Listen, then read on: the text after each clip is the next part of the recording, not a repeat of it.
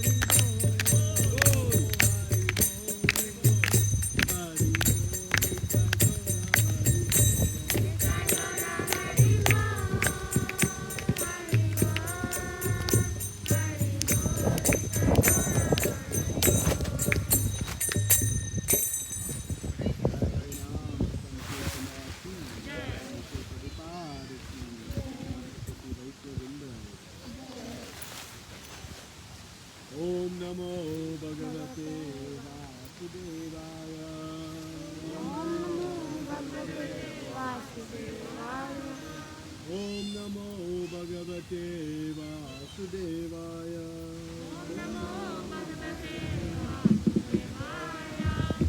Om Namo Bhagavate Vasudevaya.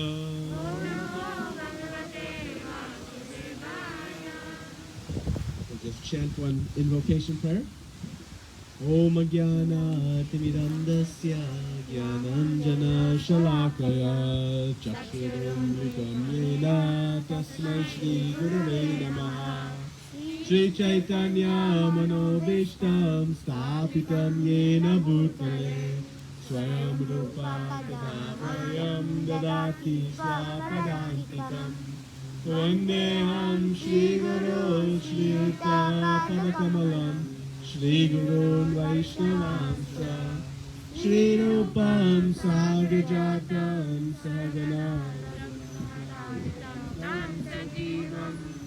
Sadvaitam Savadutam Shri Radha Krishna Padam Savana Lalita Shri Vishakambikam Shri Hey Krishna Karuna Sindhu Dinabandhu Jagatpate Gopesha Radha Kanta Namostate Tapta Kanchana Gaurangi Radhe Vrindavaneshwari Vishabhanu Sute Devi Pranamami Hari Priya Vanchakalpa Tarubhyascha Kripa Sindhu Bevacha Patitanam Pavanebhyo Vaishnavebhyo Namo Namaha Namo Vishnu Padaya Krishna Prishtaya Bhutale Srimate Bhakti Vedanta Swami Niti Namine Namaste Saraswate Devi Gauravani Pacharine Nirvishesha Shunyavadi Paschata Deshatarine Jai Shri Krishna Chaitanya Prabhu Nityananda Shri Advaita Gadadara Shri Vasadi Gaura Bhaktivinoda Hare Krishna Krishna Krishna Hare Hare Hare Rama Rama Rama Hare Hare.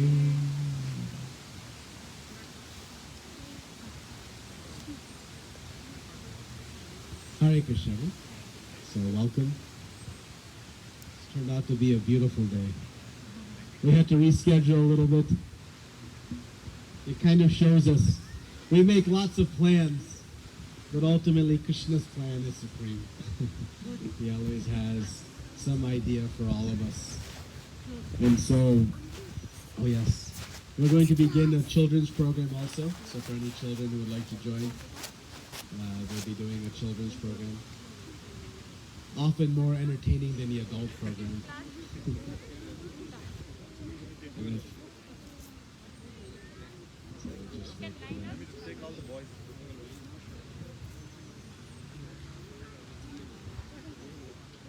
So, we're excited to have concluded our Journey of Self-Discovery seminar. How many of you have attended the sessions? We're attending the sessions in the seminar, so some of you, and some of you are new to it, so it's great. We had a nice journey where we began to explore a lot of different questions and topics about life. And the seminar was based on and built upon everything contained within this Bhagavad Gita.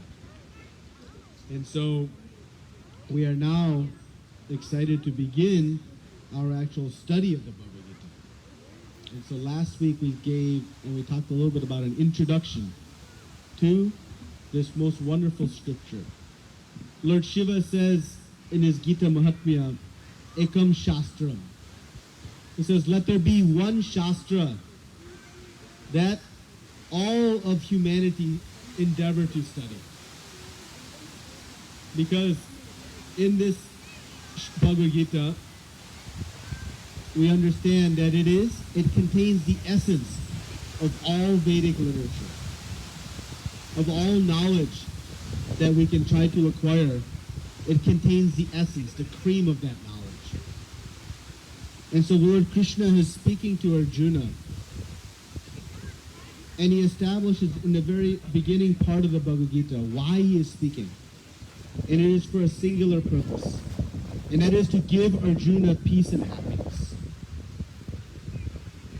And so my question to all of us is, how many of us are looking for peace and happiness? It is actually the thing that unites all of us. Everyone is looking for the exact same thing. Finding this eternal peace and happiness. And we see that we search for it in so many different ways, but we sometimes find it and we sometimes don't. And often when we find it, after some time it slips away from our hands. And so Krishna is speaking to Arjuna, but really speaking to all of us. And speaking to us about how to find this peace and happiness. And what makes this Bhagavad Gita such a powerful scripture, when we note power, we evaluate power by the ability to transform. Right? The power of fire is measured that if I can put some big iron rod into a fire and it is able to turn it into liquid, I can say that that fire is powerful. Why? Because of its ability to transform. If I have a light, a lamp, and it's able to transform a very big place from darkness to light, I say that lamp is powerful. Why? Because of its ability to transform. So that we measure the power of something by its ability to transform. So this Bhagavad Gita is considered the most powerful scripture for all of us. So what is it that is going to transform them? This Bhagavad Gita, with Krishna speaking, is meant to transform our heart and our minds in a way that can bring about this feeling of peace and happiness, and to rid ourselves, to become free of this stress and anxiety, fear, and all the things that afflict us from time to time as we go through our journey of life.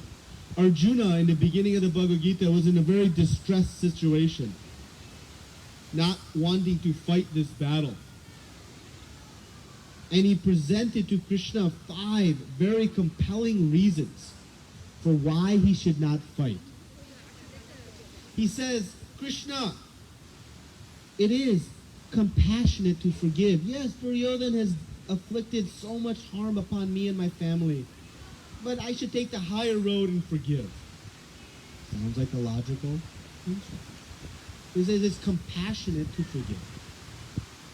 Then he says, you know, if I win this battle, all the people that I would want to enjoy the kingdom with, they're going to perish.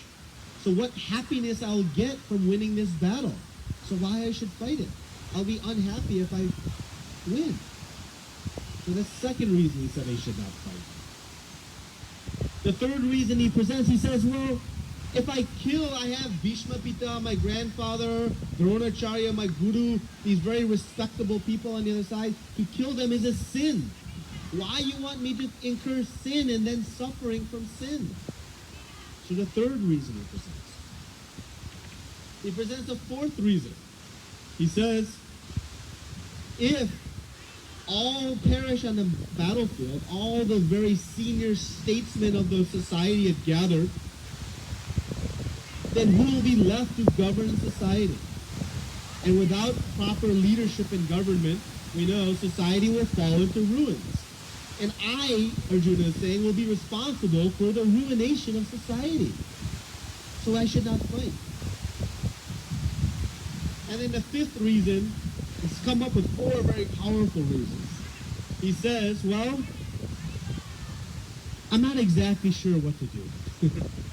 And when we don't know what to do, we often fall into a state of doing nothing. Inertia. I don't know to go this way or that way, so what do? I stay here.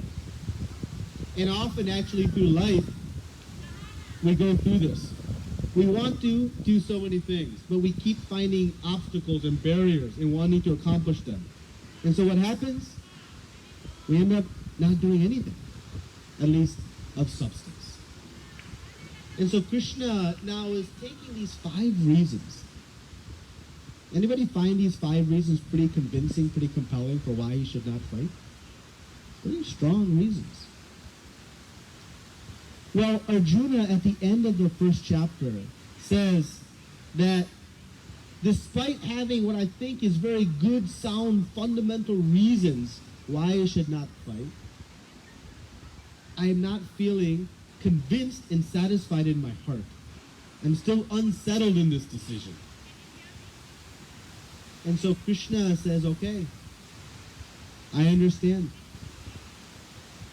And the reason Arjuna is unsettled in this position is because, just like this microphone is unsettled, he's unsettled because maybe it's an invitation for everybody to come closer. Oh, now it's back. Power on.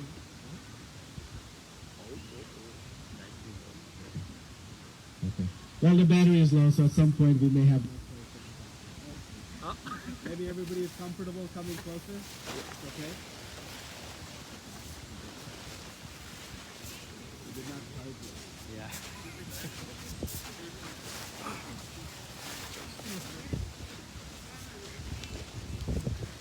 I have a loud voice, but not that loud. There was wind today. So, Arjuna is approaching Krishna now, having not been able to solve his own perplexity. So you say, Krishna, please instruct me. So I'm going to read the first verse from the second chapter, which Krishna says, Sanjaya Uvacha, Tam Tata Kipadishtam, Ashru Purnaka Artashenam, Vishadanta Midam Bhakyam, Uvacha Madhusudana. The translation.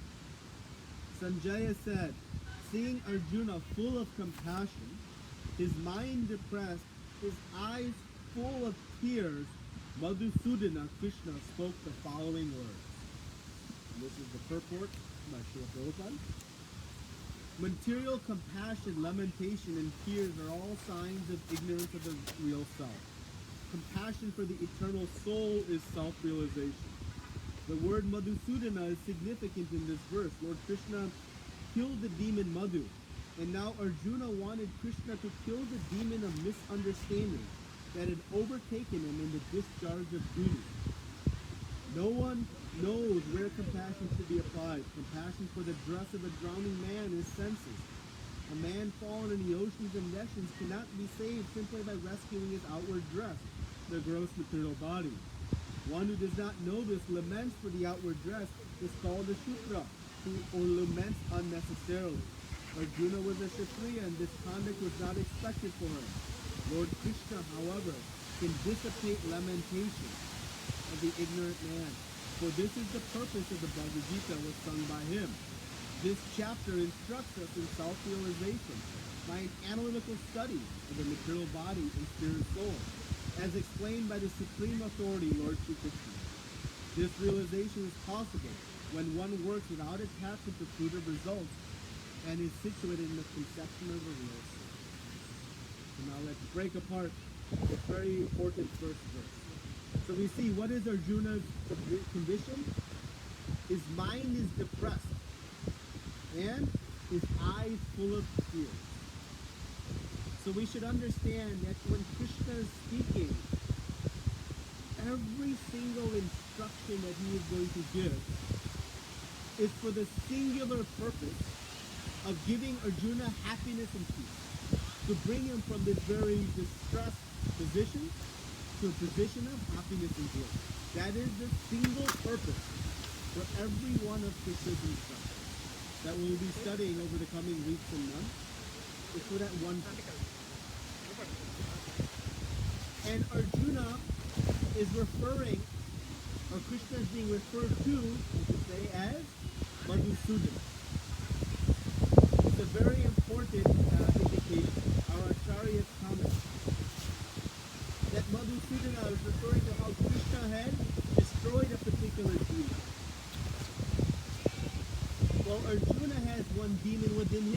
and that is doubt, unclarity of what to do. When we don't know what to do, it haunts us, right? It almost stifles us. It can become a heavy burden to carry, not knowing what is the best decision to make when I'm confronted with a certain situation. What is the best goal of my life? What am I supposed to do? All these questions we may have, when they go unanswered, they leave us in a precarious position. So Arjuna is saying to Krishna, as you have killed the demon Madhu, please, with your instructions, destroy the demon of doubt so that I may become free from that and know exactly which direction to go. Imagine you were lost in the forest. You were buried deep into a jungle and you did not know which way to go to get out. There was one assured way to get out, but you had some doubts. What would be our state of mind in such a position? Because we know if we start down one path and it's the wrong path, we'll never make our way out. We have one shot at it. We would be very distressed. The doubts would haunt us. But if somebody came with a map and said, this is the way out, my dear friend. This is how you get out. What state of mind we would become. Very grateful, very happy, and very confident. But we must also take to the instructions of that gentleman or gentlewoman who is instructing us on the way out. So Arjuna is telling Krishna, please show me the way out of my current condition and speak to me in a way that is not theoretical.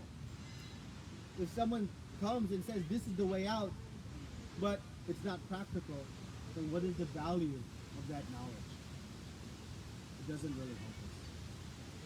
So Arjuna is telling Krishna, Krishna, please speak something that is very practical for me. And that's what makes the Bhagavad Gita so powerful, because its transformation of the heart and mind is achievable within all of us. It is irrespective of what our background is, whether we are old or young, whether we are, so-called intelligent or not, whether we have wealth or not, tall, short, black, green, brown, doesn't matter. It is irrespective of all conditions. It is universal. These instructions provide us with the path to this eternal peace and happiness. And it will clarify and remove all of our doubts with everything that Krishna will present in just 700 verses, well within our grasp to be able to comprehend the answers to our questions will be answered and provided.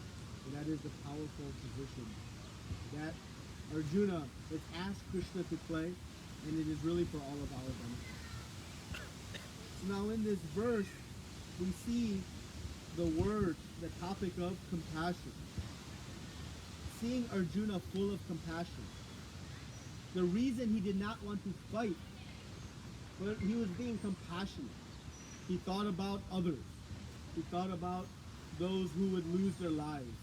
He thought about society that might falter without the guidance of leadership. He thought about the path of his own side, the different fighters on the side of the Pandavas who will suffer the sins. So he was thinking of the need of compassion. So what is compassion? Compassion, if you look it up in the dictionary, it means to have a deep feeling of sympathy and sorrow for someone's trouble.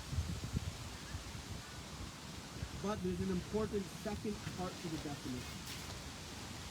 So having the sympathy and sorrow for someone's trouble, but accompanied by a very strong desire to help that person become free from their difficulty. That is compassion. With the mood to help someone become free from it. So compassion is a very powerful quality. And And it is a quality that is intrinsic in all of us. And by wonderful spiritual processes, we can actually bring out this mood of compassion and actually make the world such a better place. If we see around us how much lack of compassion there is, why it is simply that we have to lock our doors at night.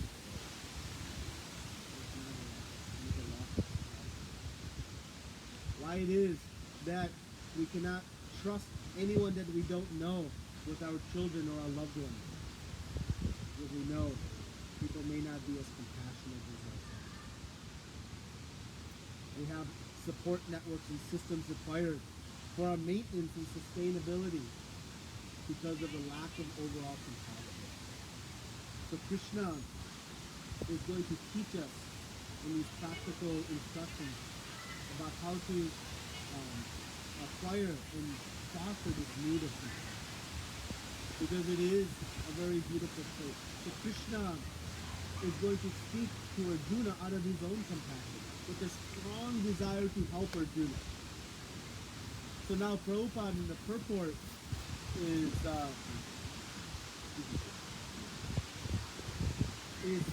explaining about where to direct our compassion. And this becomes the initial and the foundational understanding that Krishna is going to establish in the whole Bhagavad Gita. The single reason why Arjuna's 5 reasons for not fighting the war ultimately will be proven wrong is because of one fundamental misunderstanding. And we all have. And we're going to break it as we study particularly the first 30 or so verses of this second chapter. As Krishna is going to get right to the point to shift our focus immediately. It's very important. So what is that misconception mean? We'll ask the doubts at the end of the session? Or? Yes, please. So this compassion, the question is where to direct it. And Prabhupada gives a very powerful statement in the purport. I'll try to elaborate upon it. If you are on a beautiful yacht, imagine we are on a beautiful yacht, and we're enjoying a wonderful discussion and having a great time, and everybody has come dressed up nicely. And one gentleman is wearing a very fancy suit, a very expensive tie, a Rolex wristwatch, some very expensive shoes, and even really nice socks. His wardrobe cost quite a bit of money, several $1,000s. And due to some unintended event, he falls overboard on the boat. What do we, as being on the boat, want to try to do? We want to save him, right? So the question is, are we going to save his suit, his watch, his shoes, his socks?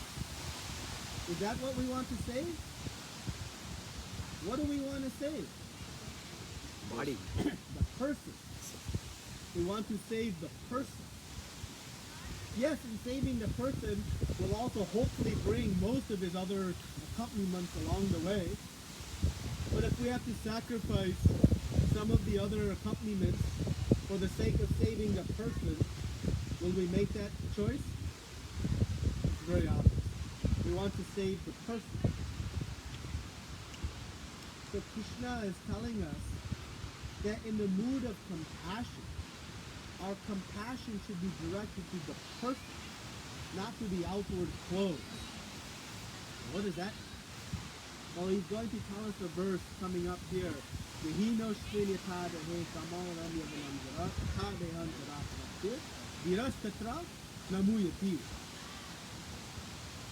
going to tell Arjuna, Arjuna, you have to understand that every single person, what we see is the body. We see the arms, the legs, the shoulders, the head, the eyes, the ears. That is what we see. But no, that the person that we are relating with is the soul sitting within each body. We are not this body, but we are actually spirit soul. And if you have compassion for the person, know that your compassion is for the soul, not for the body. Inasmuch as if somebody falls overboard on a boat, your compassion is first for the person, not for the clothes. Yes, you may have some concern for the clothes, but your primary concern is for the person. And so Krishna is going to say that this soul, it changes bodies. Just like a person changes clothes from one outfit to another. When one set of garments wear out, they acquire a new one. Similarly, the soul acquires new bodies. When one wears out, it gets a new one. And one who understands that the soul is never harmed, is eternal. It doesn't die. It is not even born. It is always there. It does not lament. So this concept of the soul within the body is the foundational understanding by which then we can begin to understand how to find this peace and happiness. Because until then, we'll be trying to find happiness from something that is not us. Just like if I'm driving in a car, another example Srila Prabhupada used to make about the soul within the body is the car and the driver. We talked about this in the seminar. Our cars are sitting here. Can they move on their own? It is matter. It is a bunch of metal, plastics, different materials. But it needs a driver within it to move the vehicle. Similarly, our body, it is made up of a bunch of minerals, metals, water, air, fire, different ingredients. But it is all inanimate. It doesn't move until there's a soul within it to move the body. Inasmuch as the driver moves the car, the same, the soul is actually the mover of the body. And we know if we are driving in our car and our goal is for some happiness, do we want happiness for ourselves as the driver or happiness for our car? Anybody searching for happiness for their car? No. We use our car to try to find some happiness. To go to point A, to go to point B, to shorten the effort of accomplishing certain activities. But the car is a vehicle to find some happiness for ourselves as a driver. So similarly, Krishna is going to begin to tell us that your search for happiness is right. That's what we all should be doing. But remember, you're not going to find happiness from the vehicle that's in the body. It is coming from the platform of the soul. And so he's going to tell Arjuna that if you really have compassion for those on the other side of the battlefield, think about their soul, not only their body. You not wanting to fight, you're thinking, I don't want to destroy their body. But what about their soul? What is best for their soul? Krishna tells Arjuna that because Duryodhana and the Kauravas have performed so many atrocities, there is sinful reactions waiting for them, which means future suffering. So much suffering. The reactions. We know every action we do, equal and opposite reaction. Good action, good reaction. Bad action, bad reaction. So Krishna is telling Arjuna that there is a big store of bad reactions coming to them.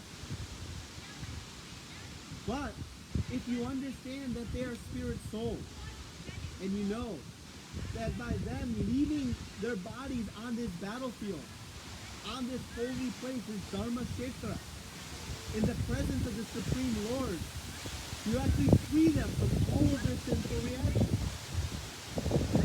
And you can elevate them to the heavenly planet. Now, what is compassion? Right? So what Arjuna's conclusion was initially actually was completely opposite to what he should do. And why? Because he was looking at that situation from, I am the car, forgetting I am the driver. This concept of I am spirit soul, I am not this body, is the foundational understanding. And so Krishna, after Arjuna fully surrenders to Krishna, is going to speak 20 verses about the nature of the soul and how to understand and to conclusively convince all of us that we are spirit soul. Because if we do, and then we start to make decisions on the basis of what is good for my soul, then we'll find the path out of this forest. And we'll find the conclusive and eternal happiness and peace that we seek. But it starts with looking for it. So who am I? The spirit soul. And that's what Krishna is going to tell us as we continue in this segment. It's this compassion coming for the soul. I'll take the question now. You had a question? You had a question? Yeah. I mean, in the first chapter, you told Arjuna has questions to, he has a lot of questions to Krishna, right? I mean, see, when Krishna is selecting somebody to teach Bhagavad Gita, definitely he is not going to be an ordinary guy.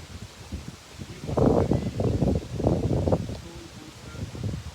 He is like the body, he is the soul, everything he knows.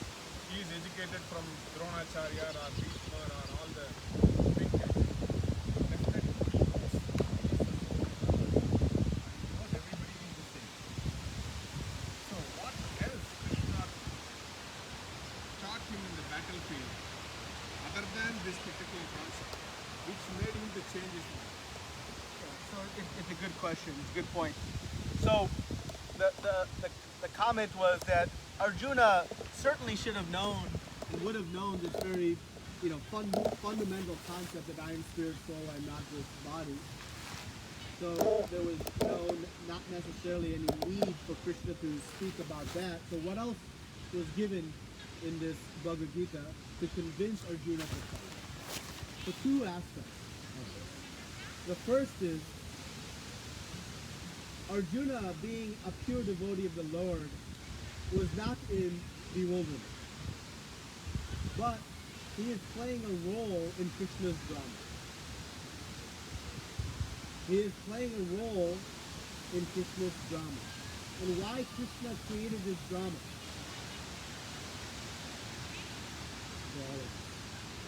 Because we are drawn to drama. If someone says, hey, there's some good spiritual dialogue taking place on the bank of some river, let us go. We may go, we may not.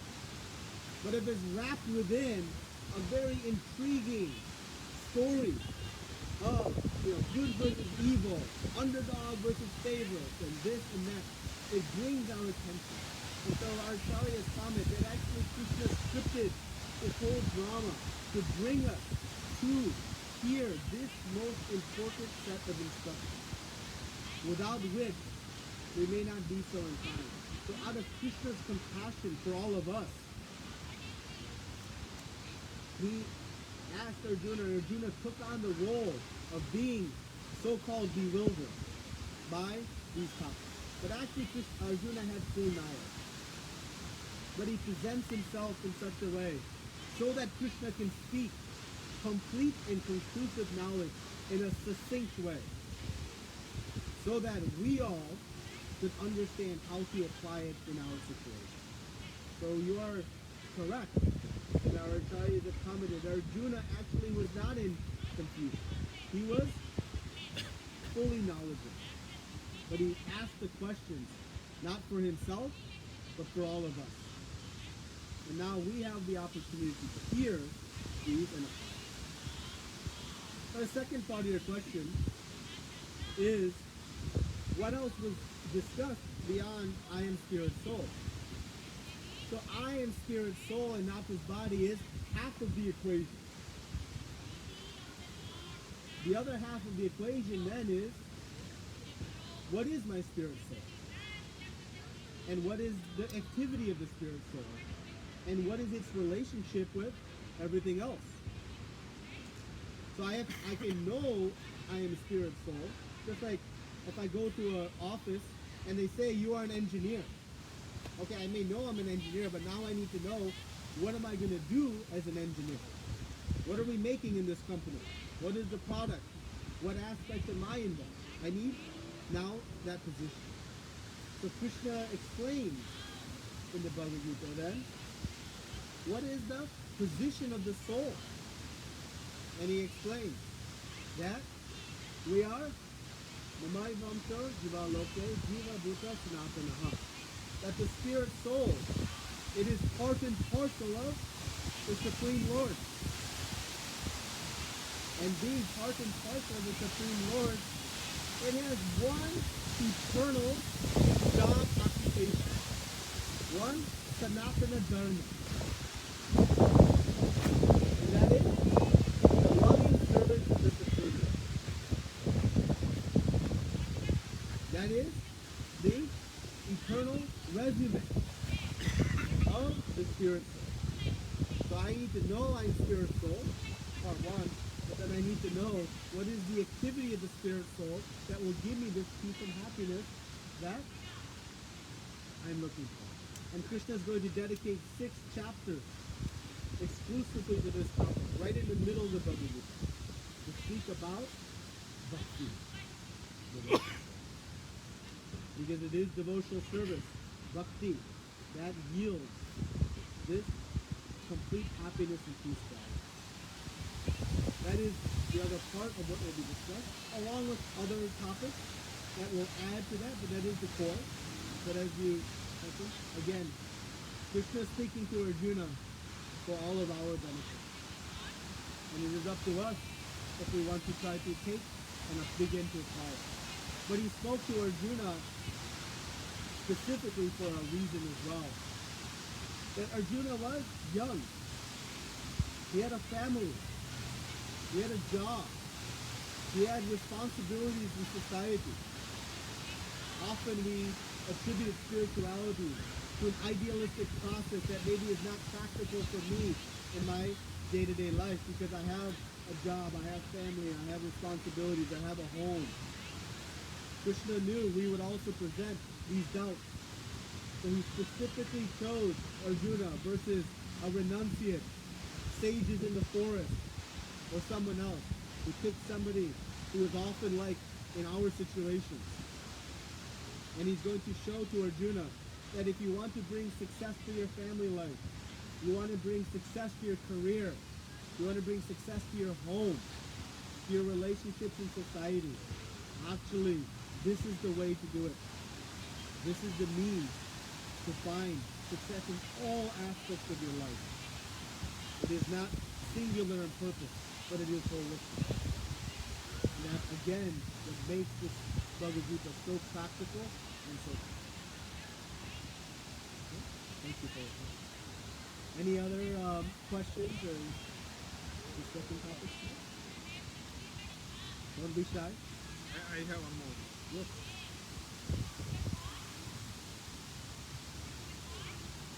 We talked about compassion. Yes. Sometimes compassion is also killing. Yes. In this case of Bhagavad Gita, what he proposed is killing. Yes. Duryodhana is also equally educated with the people. In one of the topics or in one of the Mahabharata slokas, Duryodhana says that he knows he is doing wrong. Yes. He is not aware that he is not doing wrong thing or evil thing. But he didn't stop. Why? If he can, I mean, Yeah. the compassion thing, what we talked about. Let me answer both of those. The first part is compassion. In this case, it involves killing, right? So how to understand? So that connection I need. To the same point, why can't Krishna can work with Brahmacharya to make it better? Okay. So Because like in creating another world, an opposite world, and making the fight with all the like his teachers, his friends, and Arjuna, everyone, right? Okay, so I'll answer that too. So first of all, this topic of killing and is it compassion or is it not? So all activities ultimately Krishna Kirti explained, they must be done under the guidance of Guru and Shastra.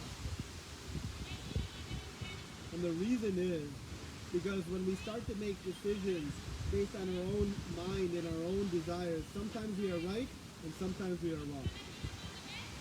And so when violence is there, if it is ordained under Shastra, then it has a rightful place. There is a rightful opportunity. It is rare. Hear me clear. It is rare in which it is needed. But at times there is. And for example, our Shastra enjoins that if one is a murderer and takes the lives of somebody, I hate to speak about such extreme things, but to illustrate the point I will, that person is due significant suffering because of the act of having committed violence.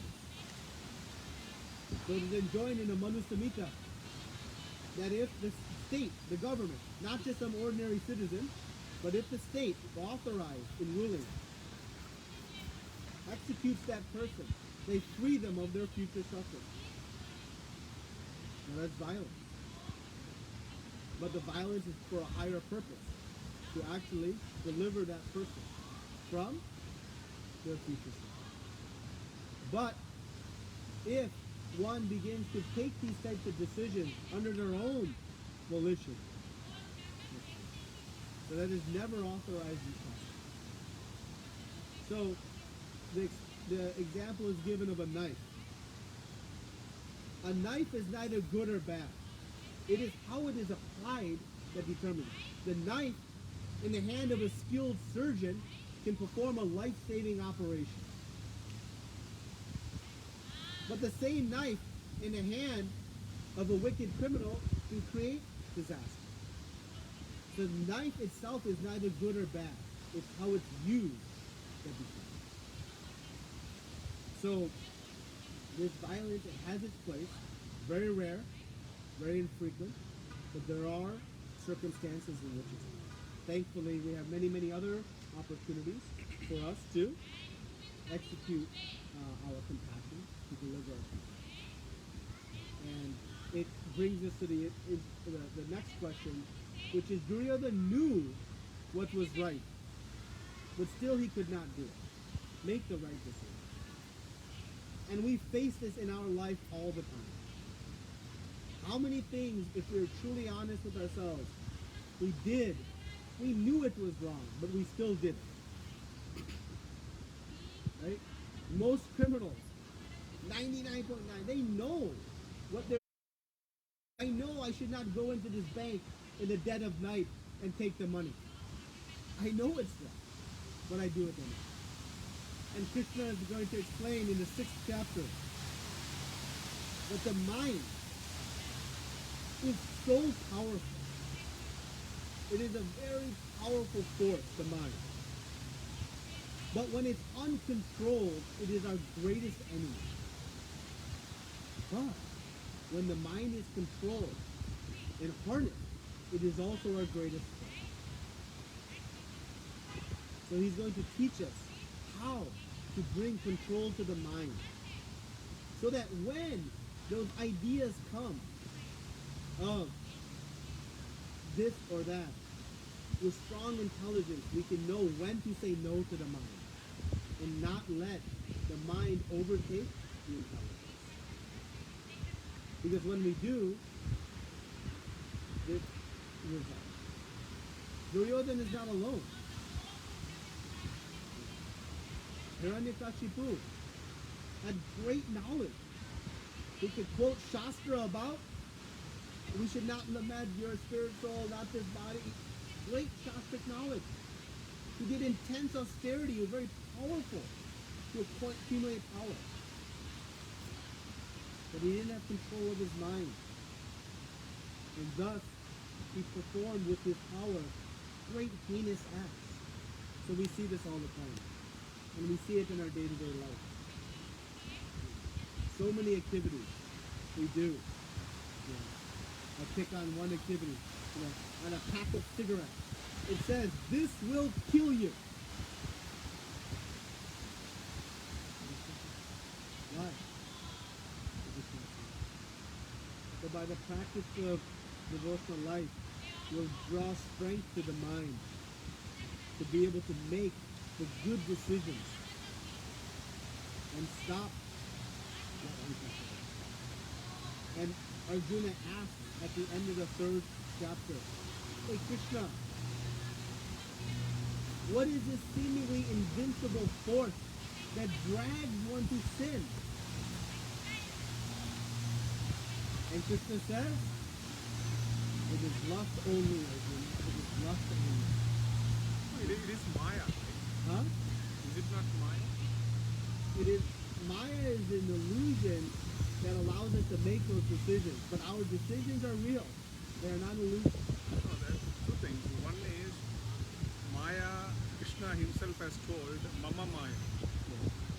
Everything, every illusion is created by me. By that, definitely ordinary people like me cannot come through that Maya because it is created by Krishna himself. Right? Nobody else could beat that. But he says Mama Maya, but the second part of that verse is Ma Maya Kapatyante. Yeah, you have to come through me only to cross that particular thing. You surrender to him, and then he says, Mayemitam Tadampite. At once, one can cross over Maya. And he says, yes, Maya is very strong. But by surrendering to Krishna, one can immediately overcome it. So if we have a powerful force like Maya, then we need an even more powerful force to overcome it. And that is why our own attempts, our independent endeavors to overcome is enough. Just Let me answer his question first, and I'll come back to your question. So I think your question was around why this, had to be this way. Why not another way? Why did? So when Krishna, as spirit souls, we all have free will, and Krishna never ever supersedes our free will. Our free will is limited. Our independence is small. We can make decisions. We can desire things to do. And Krishna will never take away that ability. So, the choice is always ours. When good happens, it's ours. When bad happens, it's ours. We are dependent on Krishna for it to happen, no doubt. But it all starts with our desire. So, this free will creates the situations where good things happen and also bad things. Krishna wants only good. He wants all of us to be eternally peaceful and happy. He has only one desire, that all of his lost children find peace in him. But he'll not force us. We have the choice. He gave the Bhagavad Gita to Arjuna for the first work. That means he is trying to control the Arjuna's mind. He do it for Dharma. He's not controlling Arjuna. Influencing him to making Arjuna to react in this way to keep Dharma. The Krishna did not speak one word in Bhagavad Gita until Arjuna asked him, I am now your surrendered disciple, please instruct me. So Krishna did not speak until Arjuna asked him. And at the end of Bhagavad Gita, Krishna says, I have now explained everything. Now you do as you wish. If there's anything you would like me to repeat, I will repeat. So Krishna presented, it was still always going to be Arjuna's choice, and it will be always our choice. What to do with everything. So Krishna did not, hypnotize Arjuna. Did not put some mystic spell upon him. Arjuna approached him in the mood of surrender. He spoke. He told Arjuna, I've given you everything. Now you do what you'd like to do. If there's anything you need me to tell, I will. And Arjuna responded in the way hopefully each of us will also respond. He says, Kadishye vachanam tava. And now prepare to follow as you have instructed, knowing it to be the best of all. So it will be our choice. Krishna will make it available. This is not the first time he spoke Bhagavad Gita. He has spoken Bhagavad Gita many, many times before, millions of years ago. He is simply representing this knowledge again here. This is eternal knowledge. This is not just 5,000 years old.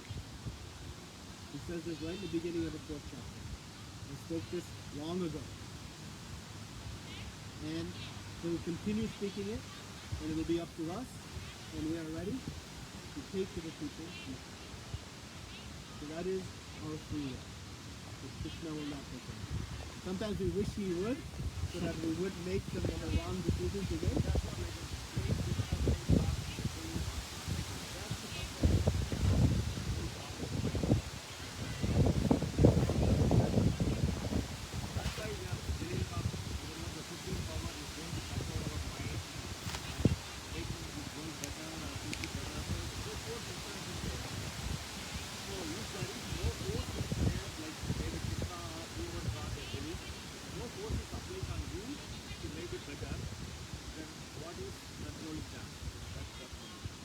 So again, our own desires is what desire.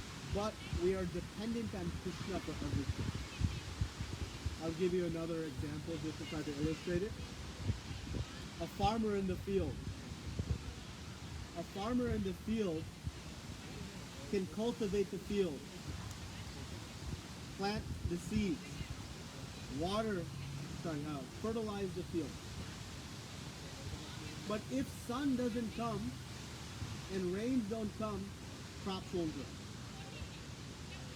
They're dependent on rain and.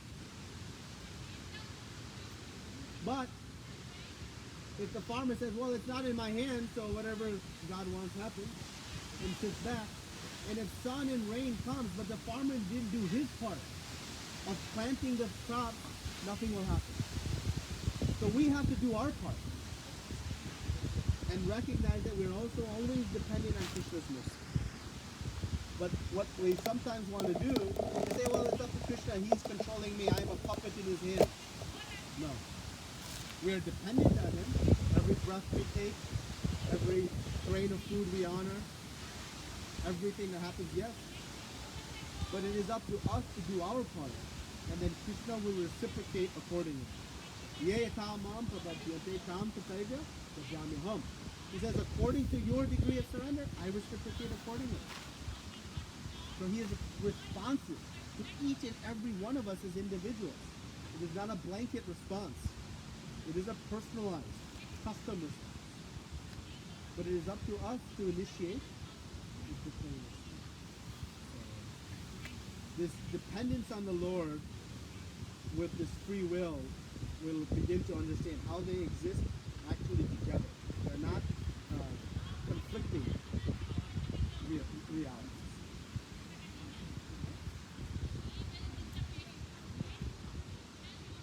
Good questions. Nice. Any other comments for today? I think here. Huh? No, I think it is on same topic, free will. Free will. My question I planned to ask was like, is there a free will exist in Bhagavad Gita? Absolutely. Yeah, free will is an eternal right of the living, and there's a reason why.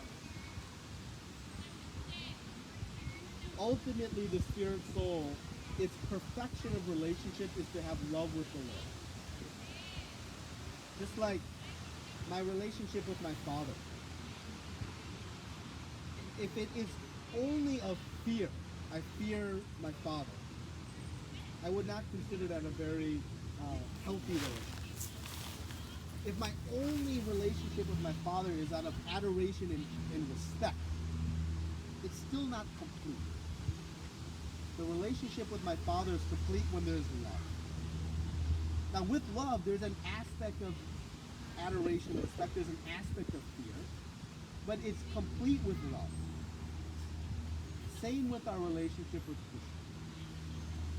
Our relationship with Krishna is complete when there is love. And love cannot be forced. There has to be the free will to choose. If I say, you must love me, how does that work? I know this person is only loving me because they have no choice. So it's not pleasurable, that exchange, because it's forced. So Krishna knows, in order to have real love, it must be one's choice. So this free will is the eternal position of the spirit soul. It always has the free will to choose. And that is never subjective. But the living entity being very tiny, this is the problem, this is a little bit of the ego-shattering statement. But if we really analyze, we'll realize it to be true. We have such limited control. I cannot even control the blood flow to my left toe. I can't even control the toenail on my left toe from growing or not. Yet I want to feel like I'm the supreme controller of my domain. But actually we see we have limited control. So we have this dependence on some other force. Ultimately that other force is the Supreme Lord.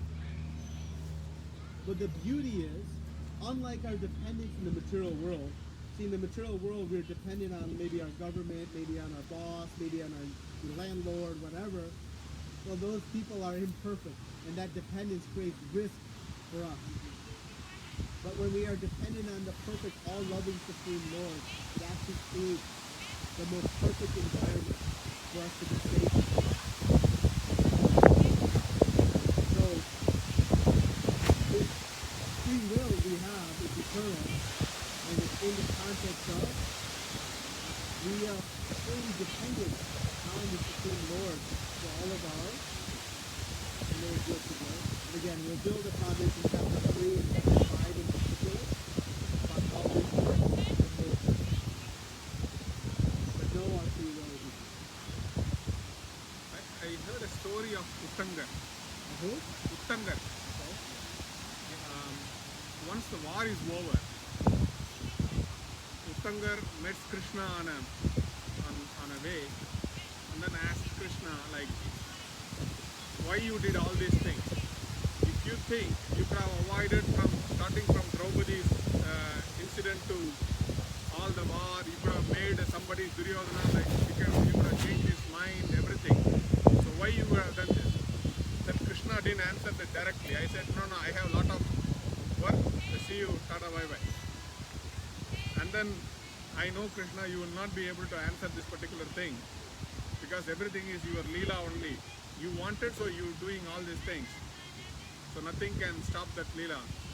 So why don't you give me that, what do you call, big,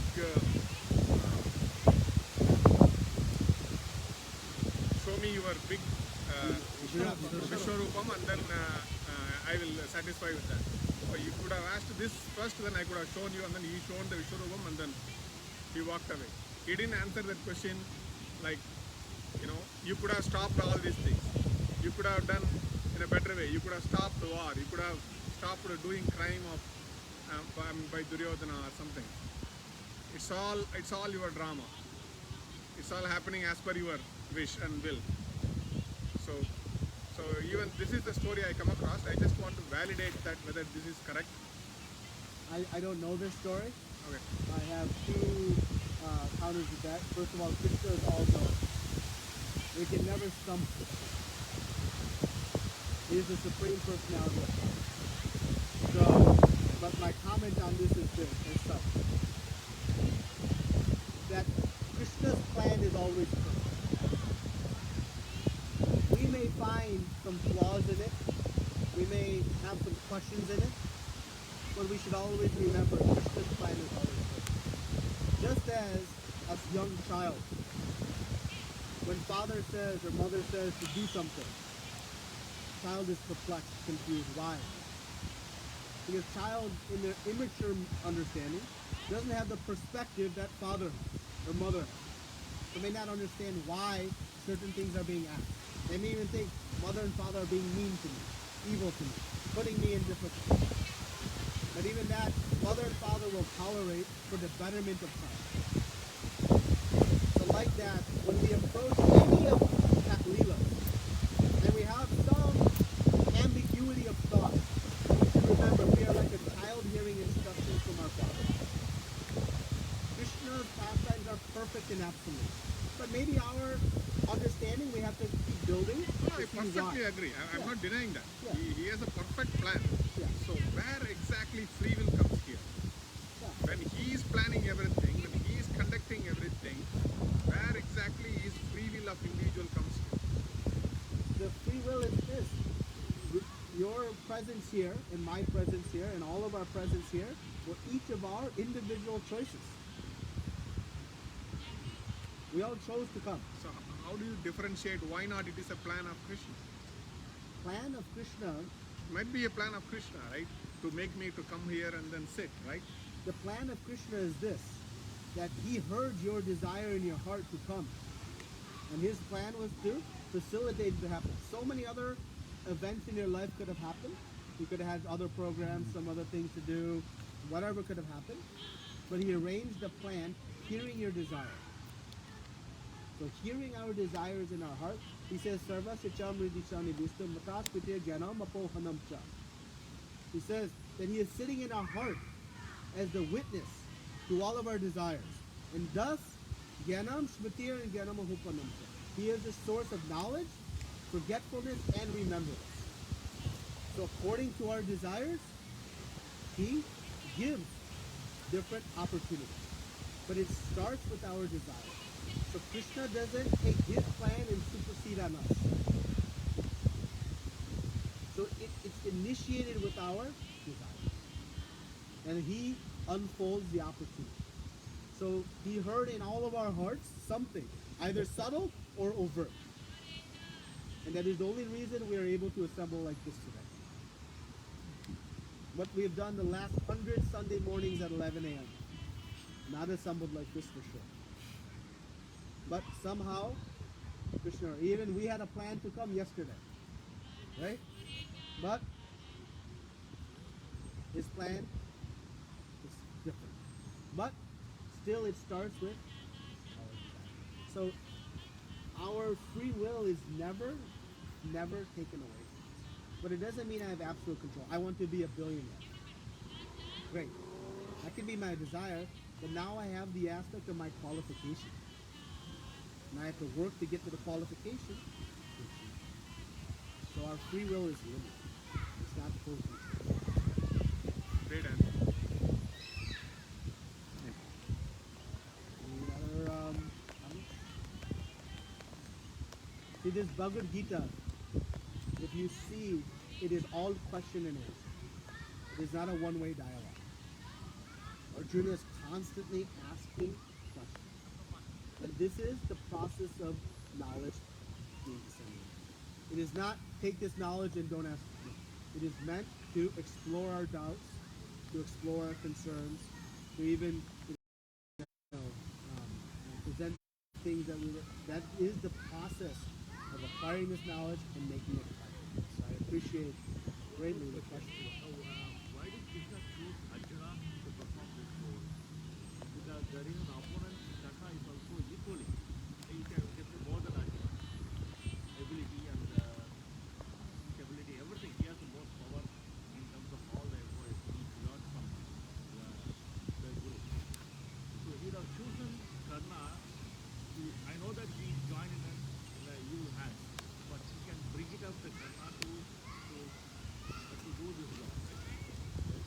on the other hand, we would have said, okay, if he had chosen Karna, we'd say, why he didn't choose Arjuna? No, I So he has to understand the pick point. somebody. That's But the point. Arjuna is his eternal associate. He's a very dear friend, and he had great love for him, and so he chose. But in the end, he spoke it to Vivaswan and Ikshvaku and others. So he's spoken it many, many times. So in this instance, it was Arjuna chosen. So for whatever reason Krishna chose, he chose Arjuna. So we take it. But again, we understand the primary reason Krishna spoke this is for all of us. So it doesn't really matter in the grand context who.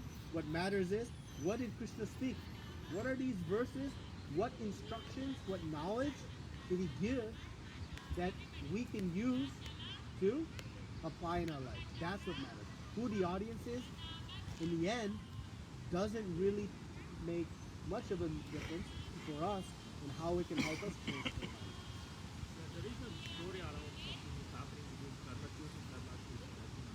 Because Krishna has already pre-planned to that Karna is the son of what is that the race name? I don't know what is that. Surya Bhav. Yeah. Surya Bhav.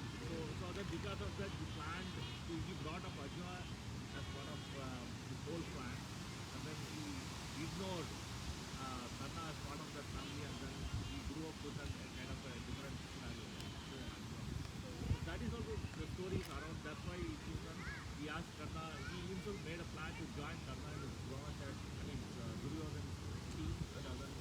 That's what the whole story is. I mean, is there any kind of a controversial thing is happening there? Nothing controversial in what Krishna does. We see controversy in when Lord Ramchandra left Mother Sita. But Krishna and Ram, they are absolute. In everything they do, it's perfect. There's no controversy. There may be our lack of clarity as to why. That may be there.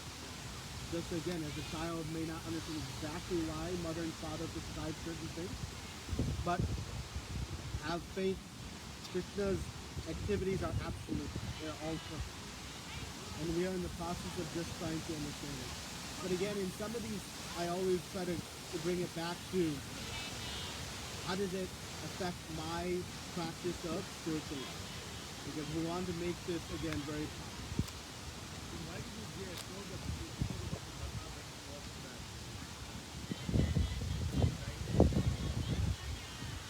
Remember, lots of different reasons, lots of different history. We know pieces and parts of it, but not all of it. Krishna has complete knowledge. And we orchestrate things in certain ways sometimes. We take it and we relish it. That's perfect. Thank you. There are so many yogas. Why Bhakti Yoga is so powerful? So there are many yogas. Why Bhakti Yoga is so powerful? Well, it doesn't matter what I think. It doesn't matter what anyone else thinks. What matters what? Krishna. And he says, Yoginam ati sarvesham madhyate nantaratmana shaddavan bhajate yoma samayuk patamomata. End of the 6th chapter, he has presented all the yogas. Karma yoga, from Sakam Karma yoga, Niskam Karma yoga, Jnana yoga, Buddhi yoga, Ashtanga yoga, Bhakti yoga. Krishna is the author of all yoga systems. He has presented it all here. And then he says, okay, now of all these yoga systems, who is highest of all? The Shaddavan Bhajate Yoga. The Bhakti yoga. So Krishna has established that Bhakti yoga is the ultimate process. They're like a ladder. It's like we call it the yoga ladder. And the top rung of the ladder is Bhakti. Because when you do Bhakti, you include all of the different results of all other forms of yoga. Karma yoga, Jnana yoga, Ashtanga yoga, Buddhi. It's included within Bhakti yoga. But on top of that, there is an additional feature. Primarily two main additional features. One, by the process of Bhakti, one can ultimately return home to the spiritual world. And two, there is the bliss and happiness that is not achieved in any other process. But no, by the practice of it is not this direction or that direction. They are sequential steps. Just like if I've learned calculus, then I automatically know 2 plus 2. I also know 2 minus 2 and 2 times 2. It is not separate. So bhakti is the matured state of consciousness. And Krishna's established that. And we have two choices. One is to take the step-by-step process. Just like to go to the top of a building, we can take the stairs. But if it's a 100-floor building, what do we wish there was? Lift. There is an elevator. Krishna says you can go straight to bhakti. In ordinary circumstances, we have to go through progressive stages of qualification. But he's so compassionate, so loving. He says, Patram pushpam phalam toyam. Says, you just offer me a leaf, a fruit, a flower, a water. He doesn't say you have to chant all these mantras, you have to do all this. No. He says you give me a leaf, a fruit, a flower, a water, but do it with Yo me bhaktya parayachati. Do it with me. And if you do, I'll accept it. So Krishna says, bhakti is the ultimate, and no one is unqualified from doing bhakti.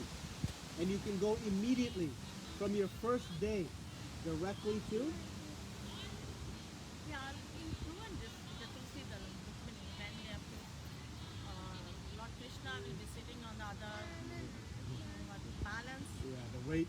weight, Yes. and Rukmini went to one Tulsi Dalam. They went. He's shown that one practically. And he shows often throughout Srimad Bhagavatam we see this.